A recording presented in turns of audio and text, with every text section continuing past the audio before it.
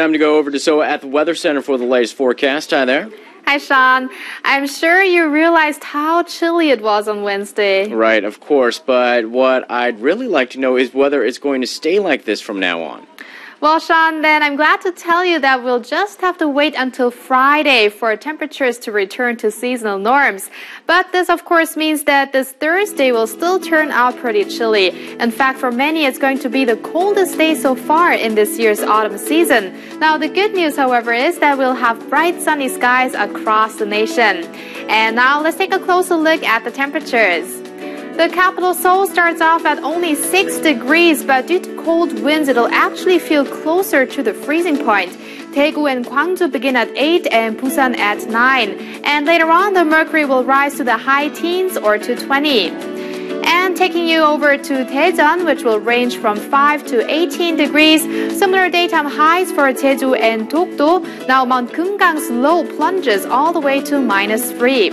And now let's see how the weather will turn out elsewhere around the world.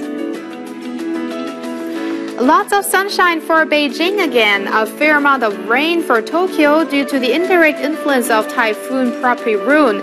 You can look forward to a precipitation-free day in Manila and Bangkok with a mix of sun and clouds.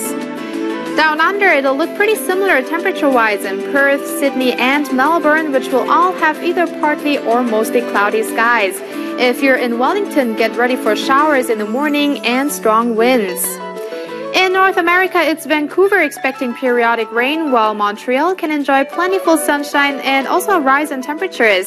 A few showers should visit Chicago. Washington, D.C. may have to deal with isolated thunderstorms. No change in Los Angeles, meaning summer-like conditions continue. Where it looks similar down in South America is in Rio de Janeiro. Sao Paulo, on the other hand, will get a little wet. Comfortable weather prevails in Santiago and Buenos Aires, both of which should share the same daytime high of 23 degrees. In the European continent, you'll be enjoying mild readings in Rome and Madrid, which also should top out at 23 degrees. When we consider how frequently Moscow has recorded single-digit temperatures this month, it may not look too cold this Thursday. However, due to intervals of showers, it will be pretty chilly. Similar weather for London, while Paris can expect morning showers.